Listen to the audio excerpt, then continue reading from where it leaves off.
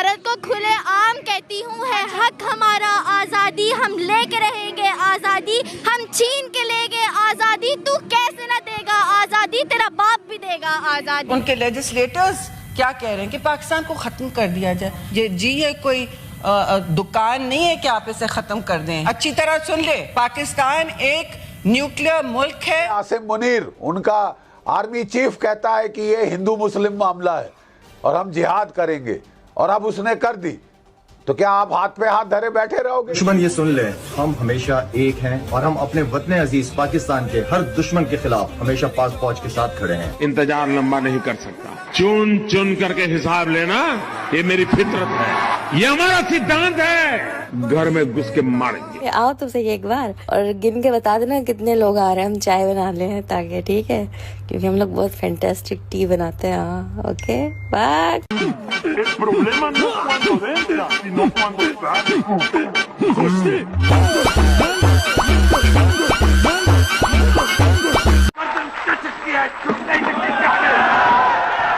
आतंकवादियों का कोई धर्म नहीं होता। जाति धर्म पूछा गया, हिंदू हो कि नहीं, कलमा पढ़ो, और उसके बाद कोई लोग कह रहे हैं कि आतंकवादी का धर्म नहीं होता है। कलमा कौन धर्म का आदमी पढ़ाता है जी?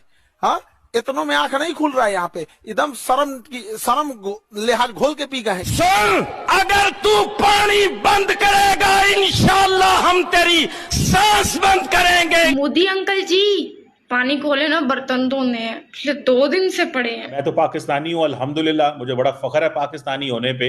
और ये फैसला तो मोदी साहब ने, आपके पूर्वज जो हैं वो तो हिंदुस्तानी ना, खून तो हिंदुस्तानी हुआ ना, अब्बा तो हिंदुस्तानी है ना।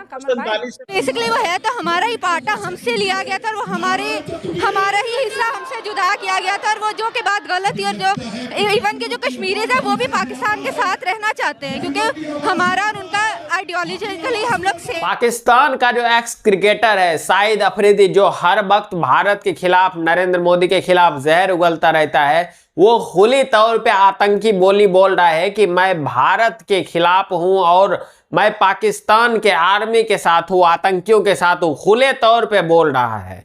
और इसके बावजूद भी कई लोग बोल रहे हैं कि हाँ जी देखिए ऐसा नहीं होना चाहिए, क्रिकेट तो होना चाहिए, पाकिस्तान और भारत के बीच अभी एशिया कप होने वाला है, ऐसा करेंगे तो कैसे चलेगा, क्रिकेट तो होना ही चाहिए।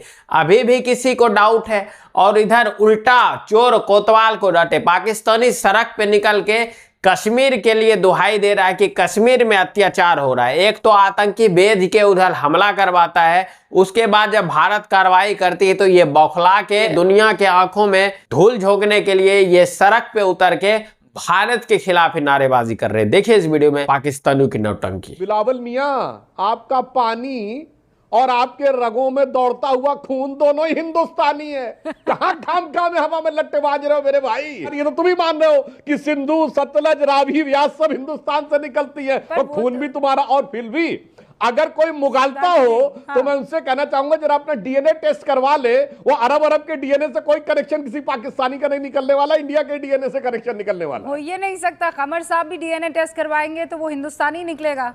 कमर भाई ये तो मानते ही हैं आप भी, कहाँ खून पानी कर रहे हैं? देखिए मैं तो पाकिस्तानी हूँ अल्हम्दुलिल्लाह, मुझे बड़ा फख्र है पाकिस्तानी होने पे।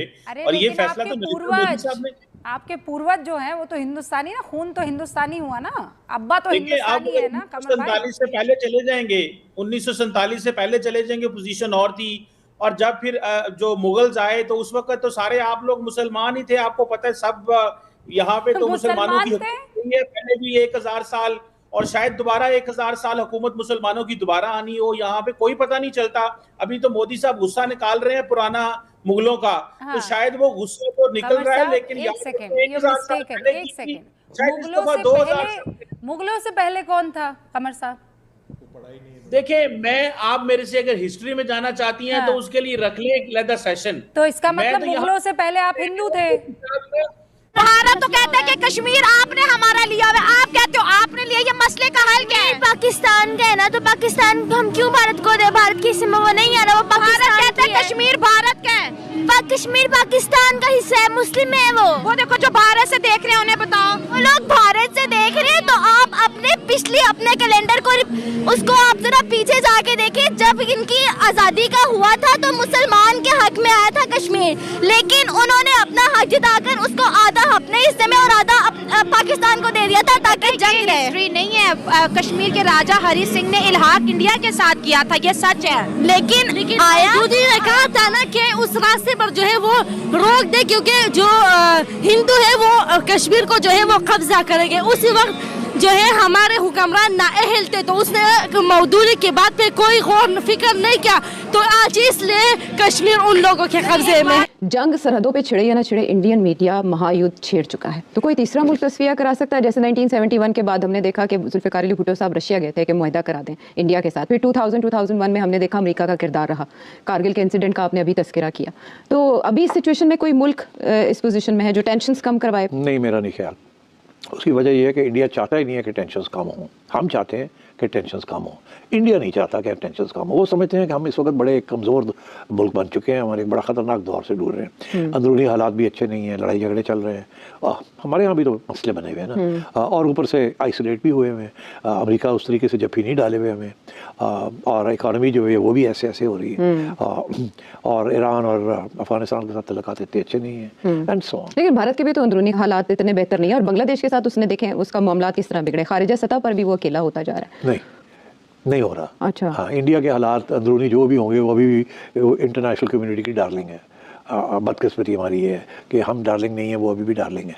अभी भी सारी फॉरेन इन्वेस्टमेंट जो है उनको बड़ी मिलती है। अभी भी अरब वर्ल्ड जो है वो इंडिया को सपोर्ट करता है। अभी सऊदी अरेबिया ने और यूएई वालों ने billions of dollars of investment in India की, तो इंडिया बिल्कुल आइसोलेटेड नहीं है, हम थोड़े से आइसोलेटेड। तो बांग्लादेश के साथ जो मामला हुए, कोई नहीं, छोटी सी चीज़ है उनके लिए, उसके लिए international community is not interested in that. और फिर ये कि क्योंकि बांग्लादेश या पाकिस्तान के साथ मिलकर चाइना के साथ एक महाज बना रहा है, तो इंटरनेशनल कम्युनिटी को तो ये बात नहीं पसंद आएगी, बिकॉज वो तो चाहते थे कि इंडिया का डोमिनेंस हो इस एरिया में और चाइना की डोमिनेंस ना हो, मगर अब चाइना की डोमिनेंस होनी शुरू होगी, तो इसलिए I don't think that is of consequence. India अंदर जो भी हालात है, अभी भी वो बीजेपी का सपोर्ट है, अभी भी उन्होंने कंट्रोल में रखा हुआ है सब कुछ, ऑपोजिशन कमजोर है, और Narendra Modi solid from the local point of view, अभी कोई उसको खतरा नहीं किसी किस्म का। और अगर हम पाकिस्तान के रिस्पांस की तरफ आए, अगर वहाँ सिंतास मुआहदे की बात हो रही है, तो यहाँ शिमला मुआहदे की आज बात की गई कि उसको हम फिर मुअत्तल करने का जवाज़ रखते हैं, इख्तियार रखते हैं। हाँ, देखिए वो मेरा ख्याल है ये भी इसकी कोई खास अहमियत नहीं है, मुअत्तल तो सारे आप कर ही दें तो क्या फ़र्क पड़ता है अगर उसका कोई प्रैक्टिकल कॉन्सिक्वेंस नहीं है। शिमला में क्या कहा था? शिमला में ये कहा था, पहले ये हमारा मौक़िफ़ था कि UN रेजोल्यूशन के तहत सब कुछ होगा, थर्ड पार्टी मीडिएशन होगी, that was the original. Shimla में हमने ये कहा कि बराह रास्त बायलैटरली इसको हम तय करेंगे, ठीक है।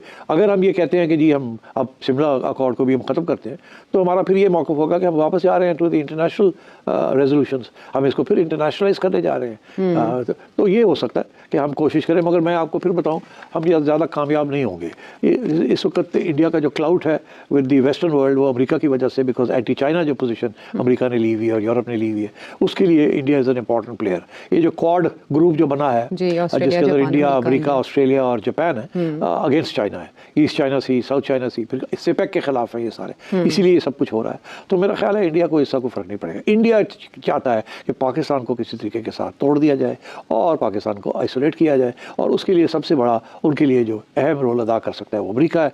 बेसिकली वो है तो हमारा ही पार्ट था, हमसे लिया गया था, और वो हमारा ही हिस्सा हमसे जुदा किया गया था, और वो जो के बाद गलत थी। और जो इवन के जो कश्मीरीज है वो भी पाकिस्तान के साथ रहना चाहते हैं, क्योंकि हमारा और उनका आइडियोलॉजिकली हम लोग सेम है, इस वजह से हम चाहते हैं कि वो हमारे साथ में। इंडिया कहता है कश्मीर हमारा है, आप लोगों ने कब्जा किया हुआ है।